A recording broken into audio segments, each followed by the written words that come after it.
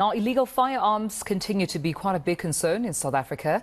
Gun-Free South Africa is planning to sue the SAPS on behalf of families who lost their lives or were injured by stolen guns which were meant to be destroyed. Now, the organization says it's time to hold the police accountable for their negligence. And for more on this, we're joined by Gun SA's Adele Kirsten. Adele, thank you for your time. Good morning to you. I mean, this is quite a very worrisome story, but also concerning that it seems the negligence on the SAPS has been quite fatal to some people as well as their families. Let's talk about the number of victims whose lives have either, been cut short or whose lives have been impacted by this negligence by the SAPS.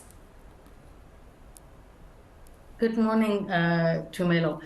You're right. I mean, I think one of the concerns is that this continues, that there's an ongoing movement of weapons from the legal market into the illicit market, and it would appear that SAPS is doing very little to really prioritize the recovering of weapons, to take weapons off our streets. And that's one of the motives for bringing this class action, both for Gun-Free South Africa and the families, is to prevent this from happening again.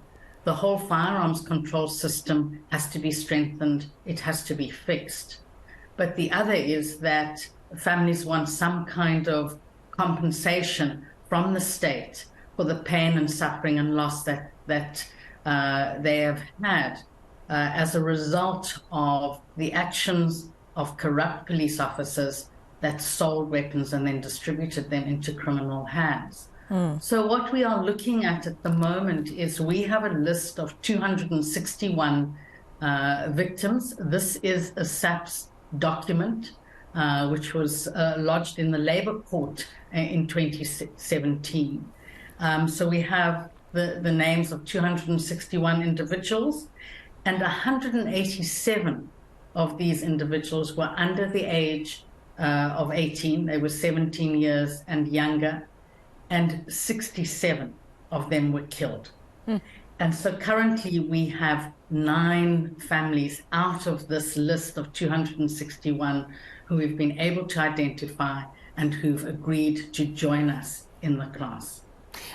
Adele, do we have an understanding as to how exactly these guns were smuggled to criminals and gangsters?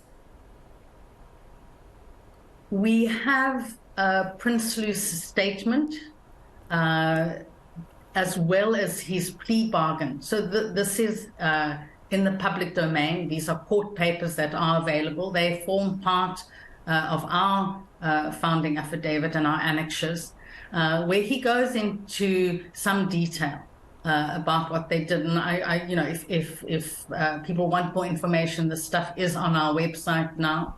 But essentially, these were guns that were earmarked for destruction. They were obsolete police guns. They were guns handed in, voluntarily surrendered by civilians. They were recovered from crime scenes. So a range of guns that were earmarked for destruction. And Prince Lou and Naidu, who had primary oversight over these weapons, then stole 2,000 plus guns and altered them in a very professional manner, and then distributed them into criminal hands, primarily on the Cape Flats.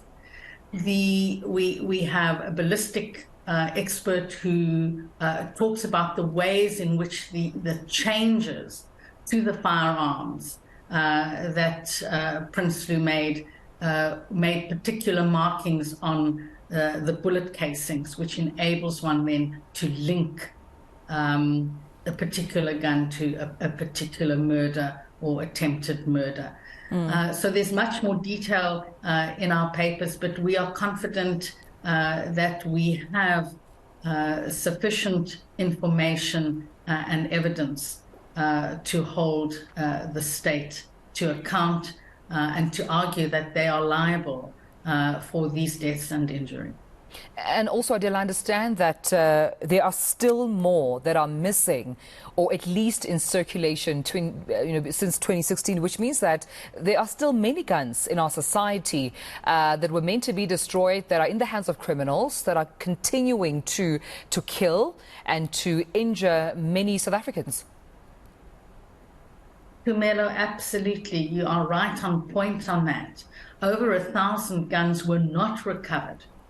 So they are circulating. These were guns that were pushed out in the years of 2007 to 2016. Over 1,000 of them continue to circulate. There may have been some recovery, but certainly the SAPS haven't reported on the recovery of the Prince 2 guns. But we know just in the last few months, the mass shootings, the assassinations, those guns, we have no evidence to suggest from SAPS that those guns have been recovered.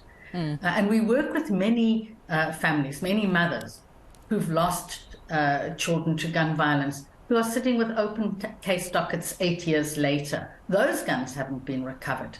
And so I think this is a really key message of the class action, is the guns have to be recovered. It has to be a priority of the SAPS. They have to be taken off our streets, and the firearms control regime needs to be strengthened.